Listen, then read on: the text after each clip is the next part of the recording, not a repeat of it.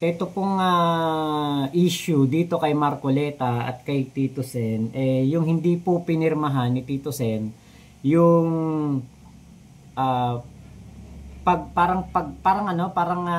gusto ni Marcoleta na mapasok sa Witness Protection Program ang dalawang Diskaya, ang mag-asawang Diskaya. Pero hindi po ito pinirmahan ni Tito Sen, which is yun lang yung tama. Bakit?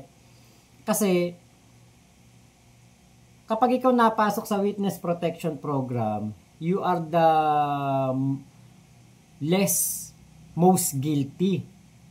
Pero paano ka magiging less most guilty kung meron kang 40 na luxury car? Meron kang napakalaking building na bahay, hindi mansion building. At noong panahon ni Digong, 2016 hanggang 2022, nagkamal sila ng limpak-limpak na salapi. At sabi po sa kumbaga sa mga nakuhang ebidensya, dokumento, nasa 11 billion ang itinaas ng kanilang ari-arian noon pong panahon ni Digong. So, ano magiging less guilty, di ba? So, ito po yung balita, pakinggan natin. Natin ngayon, Senate President Tito Sotto. Magandang gabi and congratulations, SP. Hi, thank you very much, Corina. Magandang gabi po. Pinky and Willard, thank you. Yes, sir. Marami po kaming tanong pero unahin ko na po yung hindi ninyo pagpirma doon sa request ni Senator Marcoleta para gawing testigo ang mga Diskaya. Kumbaga parang sila state witness. Ano po? Bakit po? Well, una sa lahat, pinadala sa akin dito yung sulat nung Lunes gabi. At dito sa sulat na to, yung sinasabi niya na ginagawang state witness. Itong i-recommend namin na state witness kay Secretary Remulla, Secretary Boying Remulla. So, sa akin, ang punto ko is, una, narinig ko si Secretary Remulla, meron siya sinasabi tungkol sa kay Sara and Curly Diskaya. Witnesses are only if they meet the conditions set under the law, including the return of funds that they have allegedly gained from Republic Act 6981 yun And how much are we talking about, SP? Mga magkano naman yun? Naku, aalamin pa natin yun. Mga bilyon. Oo. Di ba? So kung mula nung sabi nila sa Senate, mula 2016 daw sila nagtransaksyon sa gobyerno. Pero lumalabas na doon sa hearing sa House, ang sinabi naman nila, panahon pa raw ni Gloria Macapagal, ay nagtatransaksyon na raw sila. So, computing mo yun. Ilang bilyones yun. No? So, yun yung sinasabi rito na halos malabo yan. So, paano naman ako magre-recommenda? At i-authorize ko yung sulat ni Senator Marcoleta. Ano na yun? Gabi ng September 8, alam ko na kinabukasan magpapalitan ng member ng Blue Ribbon at saka ng chairman ng Blue Ribbon. Di ba? So, hindi ko ginawa. At sabi ko, ang ginawa ko, ni-refer ko to doon sa magiging incoming chairman ng Blue Ribbon. In other words, I practically referred it to the Blue Ribbon muna and not dyan outgoing chairman. Hindi ba?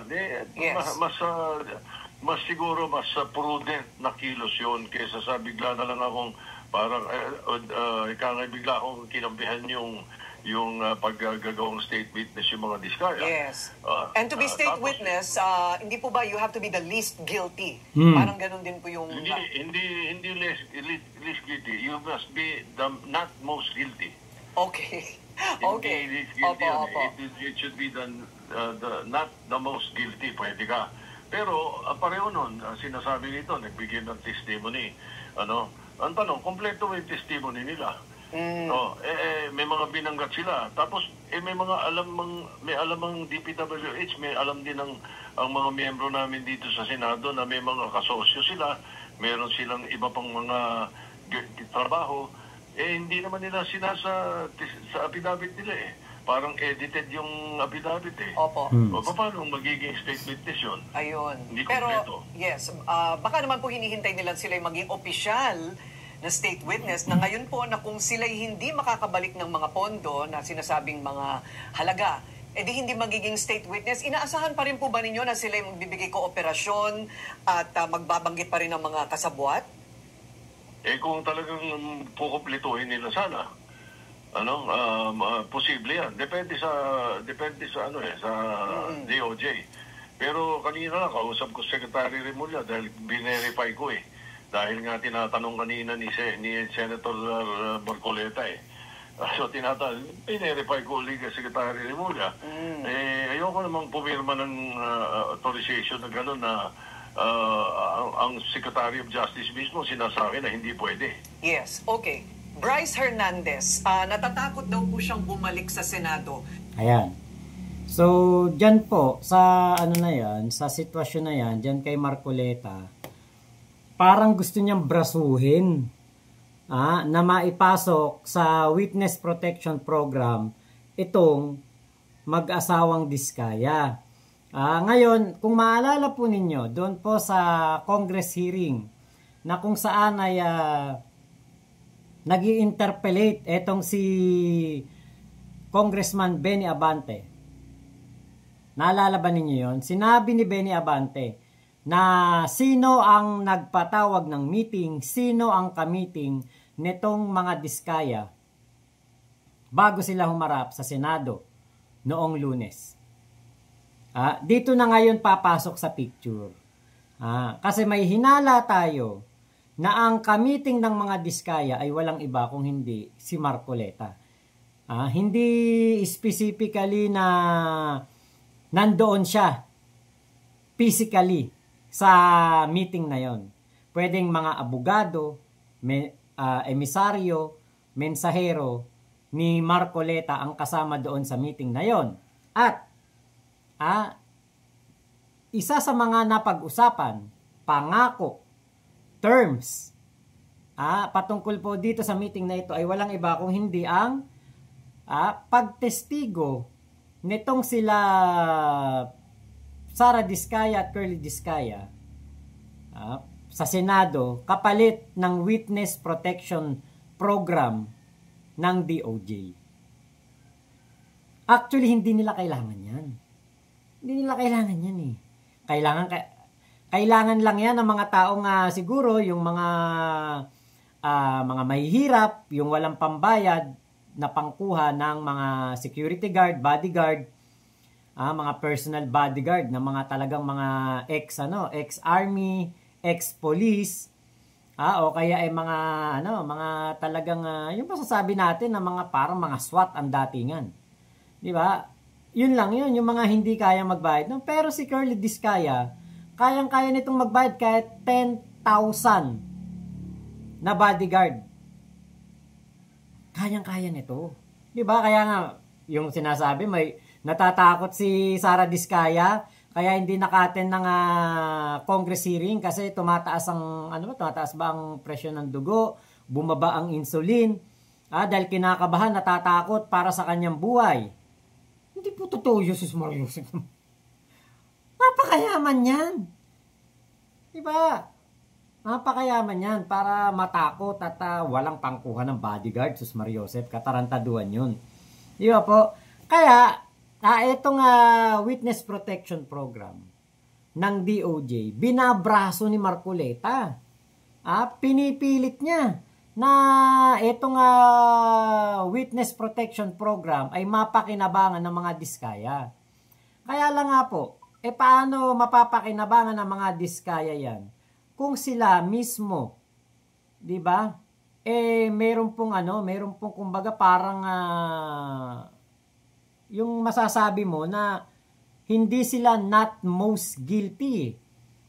'Di ba? Hindi sila not most guilty. Sila po ay kumbaga matatawag natin o masasabi natin na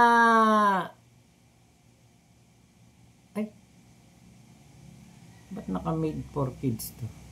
Masasabi natin na sila ay sila po ay mga talagang hindi naman ganoon kapeligro ang buhay. Hindi po natin masasabi na sila po ay mga nanganganib ang buhay, kaya po talagang kumbaga parang nakakatakot ang kanila pong magiging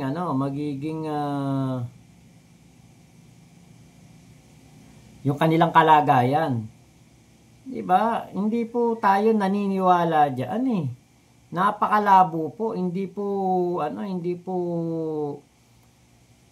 talaga malalagay sa peligro ang mga buhay ng mga yan. Dahil nga po, unang-una, paano ba malalagay sa alanganin ang buhay ng isang katulad nila na napaka yaman. Diba? Katarantaduhan na lang yun. Yung not most guilty, siguro baka kung nakinabang lang sila ng mga 500,000, nakinabang lang sila ng konti lang talaga, as in konti lang talaga. 'Di ba? Baka doon po, maniwala pa tayo. Nako. Medyo pala talaga. Delikado pala talaga buhay nito mga to, mahihirap lang. Pero yung ganyan, nakatakot-takot ang kanilang kayamanan. Kayang-kaya po nilang kayang-kaya nilang magbayad po ng napakarami na mga naku, bakit ganun? Yung video ko naging made for kids. Hindi naman to made for kids, ba't ganun? Naku. Ayaw na ma-edit. Kaya po itong mga pangyayari na ito sa mga diskaya, hindi po talaga to kapanipaniwala. Parang malayo, malabong-malabo na mga nibang buhay nito mga to. Dito po sa ating bansa, ang mga mayayaman, kayang-kaya nilang magbayad, kumuha ng mga bodyguard. Kumontak lang sa sa isang malaking security agency. Makakakuha na yan ng mga bodyguard na mga anlalaki ng katawan, mga maraming may mga kargadang malalaki, di ba? Kayang-kaya nila yan. Diyos ko, hindi po kapanipaniwala yung sinasabi nila na ganoon, na sila po ay merong threat sa buhay, natatakot sila para sa kanilang kaligtasan. Baka nga bulletproof pa sasakyan yan eh. Kaya nga nagsalita si Bato de la Rosa na sinasabihan niya itong mga diskaya na kung pwede sa sumakay sa bulletproof. Nako, na yun? Given na yun. Bulletproof talaga sasakyan niya mga yan. Nakita niyo yung napakalaki po na na alahas ni Curly Diskaya? Yung mga ganyan, 100,000 o milyon pa ang inaabot.